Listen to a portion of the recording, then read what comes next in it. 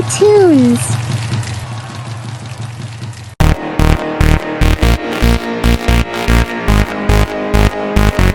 Have you ever had to do something that scared you so much your hands shook? Meet Queen Esther, and she's about to make the most dangerous choice of her life. One wrong word could mean death, but staying silent means watching her entire family be destroyed. God, if I die today, let it be for saving my people. But how did a young Jewish girl become queen of the most powerful empire in the world? And why is she risking everything today? Let me show you something incredible about courage. By the end of this story, you'll discover that sometimes the bravest thing you can do is speak up for what's right, even when you're scared. But first, let's go back to where it all began.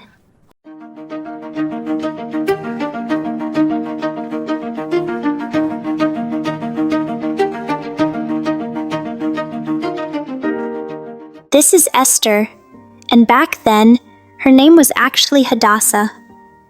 She lived with her older cousin Mordecai in the city of Susa, which was like the New York City of the ancient world. Esther was kind, brave, and beautiful, but she was also an orphan who missed her parents every single day. Mordecai, do you think Mama and Papa would be proud of who I'm becoming? Hadassah, your parents were the most faithful people I knew. They loved God with all their hearts, and I see that same heart in you. You know, God has a plan for your life that's bigger than you can imagine. Sometimes He places us exactly where He needs us, even when we don't understand why. Mordecai worked at the king's palace, and he had taught Esther something very important. In those days, Jewish people living in Persia sometimes faced danger just because of their faith. So Mordecai had told Esther to keep her Jewish identity secret to stay safe. Hear the decree of King Xerxes. The queen has been banished. The king seeks a new queen from among all the beautiful young women of the empire. They can't mean that I should. I'm just a regular girl who helps you with dinner and tends the garden. Sometimes God chooses regular people to do extraordinary things, Hadassah. But we'll pray about this together. Now here's what's amazing. In those days, becoming queen wasn't like winning a contest. Young women were taken to the palace whether they wanted to go or not. And once you were chosen, you might never see your family again. I'm scared, Mordecai. What if God really wants me to go to the palace? What if I'm not brave enough? The God who protected Daniel in the lion's den and saved Shadrach, Meshach, and Abednego from the fire, He'll be with you too. Courage isn't about not being scared. It's about trusting God even when you are scared. Just as Mordecai suspected, the king's officials came for Esther. For a whole year, she lived in the palace with girls from every corner of the Persian Empire, learning royal customs and preparing to meet the king. But here's what made Esther different. Young ladies, tomorrow some of you will meet King Xerxes. What will you request to make yourself beautiful? I want the most expensive jewelry and the finest silk dress. I need the perfect makeup and the most elaborate hairstyle. Sir Haggai, you know the king better than anyone. What do you think would please him most? Do you see what Esther did? Instead of trying to impress everyone with fancy things, she was wise enough to listen and learn. Haggai, who was in charge of all the young women, noticed something special about Esther's humble heart. This one has wisdom beyond her years. She will need very little to outshine the rest. Every night, while the other girls gossiped and worried, Esther prayed. She asked God to help her honor Him, even in this strange place. She had no idea that God was positioning her for something incredible. When Esther finally met King Xerxes, something amazing happened. The king had met dozens of beautiful women, but there was something different about Esther that had nothing to do with her appearance. Tell me about yourself. What makes you happy? Your Majesty, I find joy in learning about people who are different from me. This year in the palace, I've made friends with girls from lands I'd never heard of. Each person has taught me something valuable. And what do you hope for if you were to become queen? I hope to serve wisely and to help you care for all the people in your kingdom, especially those who have no voice to speak for themselves. King Xerxes had expected another young woman asking for riches and power. Instead, He found someone who wanted to serve others. Right then, he knew he'd found his queen. I have found my queen. You will be called Queen Esther, and I will give a great feast in your honor. In that moment, Esther realized that everything had changed forever. She was now the second most powerful person in the entire Persian Empire, but she still remembered Mordecai's words about courage and trusting God. Now, several months after Esther became queen, something terrible was brewing. The king had promoted a man named Haman to be his highest official. Haman loved power, and he demanded that everyone bow down to him whenever he passed by. But Mordecai, because of his faith in God, would only bow to the Lord. You there! Why do you refuse to bow to me as the king has commanded? Sir, I show you all proper respect as the king's official, but I only bow and worship to the God of Abraham, Isaac, and Jacob. What people do you belong to?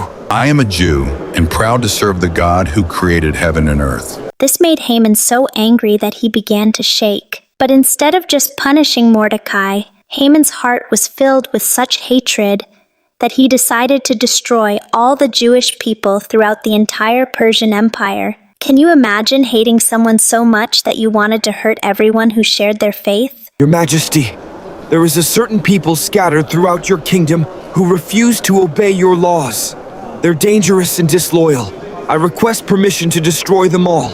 I'll even pay for the entire operation myself and give you this silver for your treasury. Here's what's so sneaky about what Haman did. He never told the king he was talking about the Jews. He never mentioned that his anger was really about Mordecai refusing to bow to him. He made it sound like he was protecting the kingdom. I trust your judgment, Haman. Do whatever you think is best. You don't even need to pay me. By giving Haman his signet ring, the king was basically saying, "Write any law you want, and it will be as if I wrote it myself." This was incredibly dangerous power to give anyone. The law that Haman wrote was horrible. On a specific day, 11 months in the future, anyone in the Persian Empire could kill any Jewish person and take all their belongings. When this news spread, Jewish families everywhere were terrified.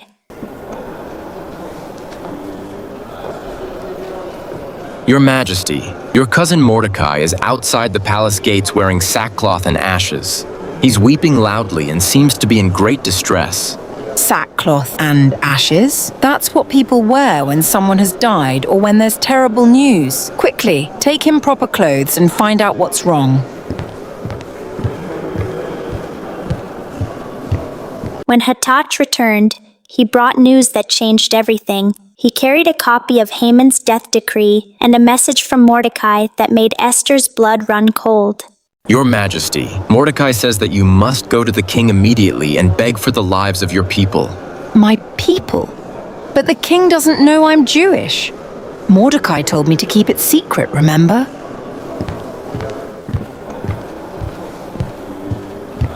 And there's another problem.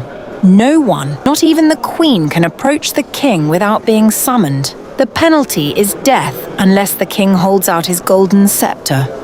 He hasn't called for me in 30 days. This is where Esther faced the hardest decision of her life. She could stay quiet and maybe survive, but watch her people die. Or she could risk her own life to save them. What would you do?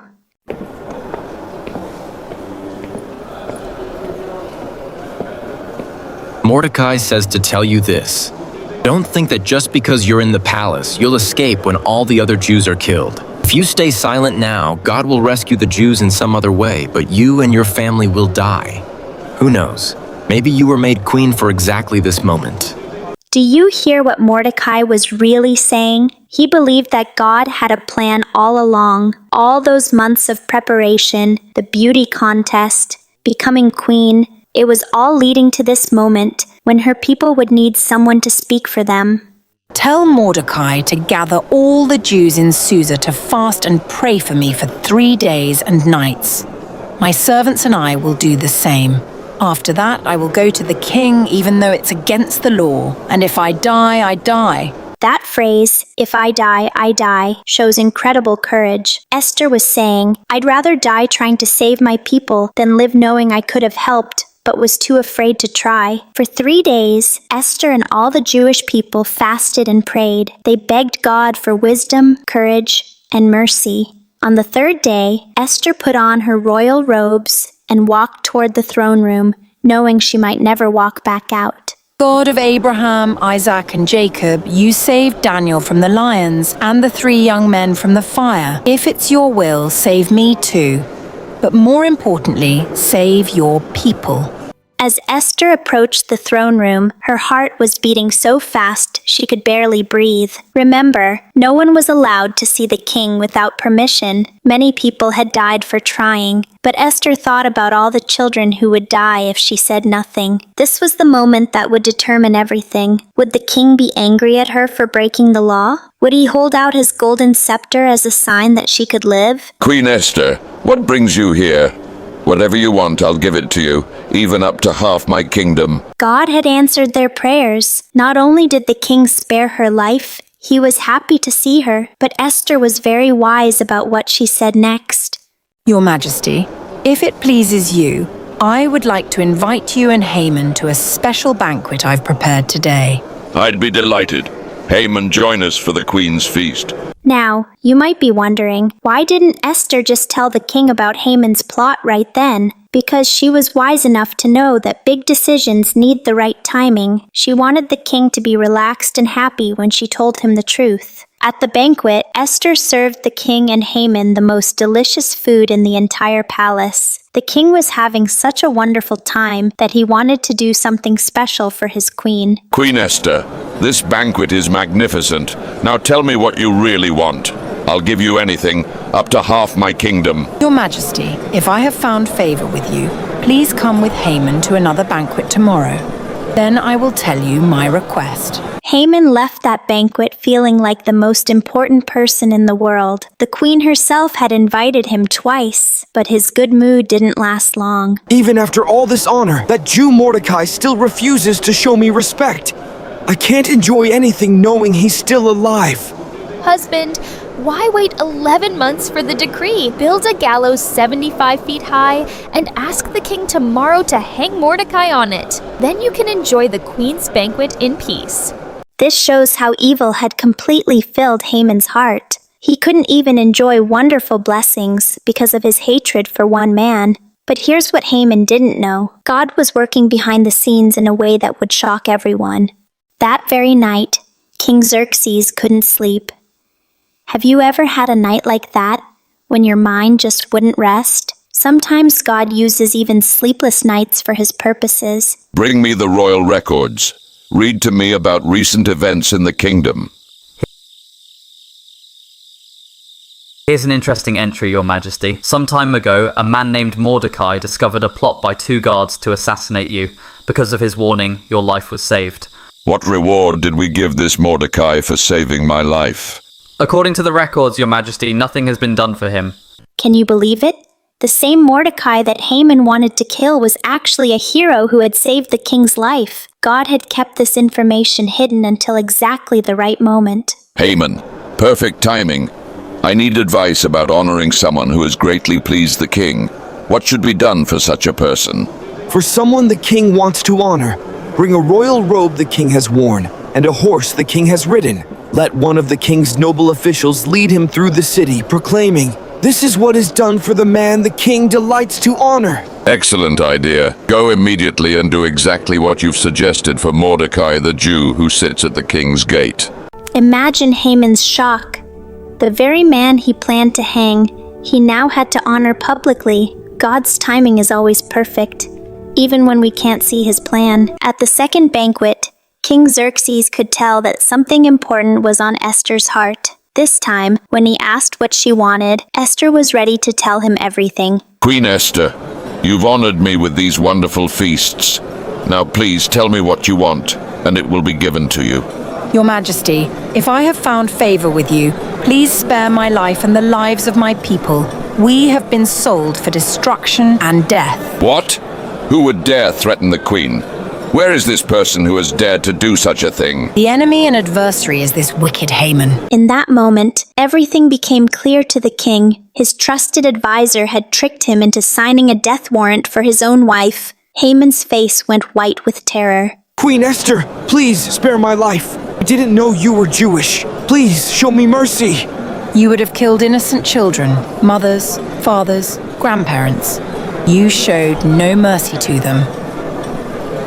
How dare you assault the queen in my own palace? Guards, arrest him! Within hours, Haman was executed on the very gallows he had built for Mordecai. But there was still a problem. In the Persian Empire, once a law was signed with the king's ring, it couldn't be cancelled. The order to kill the Jews was still in effect. Write another decree in my name, giving the Jews the right to defend themselves and protect their families. Send it to every corner of the empire. And that's exactly what happened. When the day of Haman's evil plan arrived, the Jewish people were ready. Instead of being victims, they were able to protect themselves and their children. The day that was supposed to bring sorrow brought joy instead. The day meant for destruction brought victory, all because one young woman found the courage to speak up, even when she was afraid. Esther, do you remember what I told you years ago? That God had a plan for your life bigger than you could imagine. I was so scared back then. I thought being queen was about living in a palace and wearing beautiful clothes. But God knew that your people would need someone with access to the king. Someone who could speak for those who had no voice. Because of Esther's bravery, the Jewish people established a celebration called Purim that they still observe today, thousands of years later. Every year, families gather to remember how God used a young woman's courage to save an entire nation. Girls, remember this. God placed you exactly where you are for a reason. When you see someone being treated unfairly, when you have a chance to speak up for what's right, that might be your for such a time as this moment. Being brave doesn't mean you're not scared. It means you trust God more than you fear what might happen to you. And that's the truth that changed history. Esther's courage didn't come from being fearless. It came from loving God and loving others more than she loved her own comfort and safety. Just like Queen Esther, you face moments when you have to choose between staying safe and doing what's right. Maybe you see someone being bullied at school, or you need to tell a teacher about something dangerous, or you want to help someone who's being left out. Esther teaches us that God often places us in exactly the right place at exactly the right time to make a difference. Your classroom, your neighborhood, your family. God has you there for a purpose. Here's what's amazing. The God who gave Esther courage is the same God who's with you today. When you pray for help to do the right thing, even when it's scary, He'll give you the strength you need. Remember, you don't have to be a grown-up to make a difference. You don't have to be a king or queen to show courage. Sometimes the bravest thing you can do is speak one kind word, include one lonely person, or tell one important truth. Before you go, talk about these questions with your family. For the younger children, when have you had to do something brave, even though you were scared? How did God help you? For older kids and parents, can you think of a time when God placed you somewhere specific to help someone else? How can we be more like Esther in standing up for people who need help? And here's your challenge for this week. Look for someone who needs a friend, someone who's being treated unfairly, or someone who just needs encouragement. Ask God to give you Esther's courage to do something about it. Here's your verse to remember. And who knows but that you have come to your royal position for such a time as this. That's from Esther chapter 4, verse 14. God has placed you exactly where you are for His perfect purpose. Let's pray together. God, thank you for Queen Esther's example of courage. Help us to be brave when we need to stand up for what's right. Give us wisdom to know when you want us to speak up, and give us your strength when we're scared. Help us remember that you have a special plan for each of our lives. In Jesus' name, amen. If this story encouraged your family, please share it with others who need to hear about God's faithfulness. And remember, God is writing your story too. Trust Him, be brave, and watch what amazing things He'll do through your life. Thanks for watching. If the story touched your heart, like, share, and subscribe for more biblical adventures. Stay blessed and see you in the next story.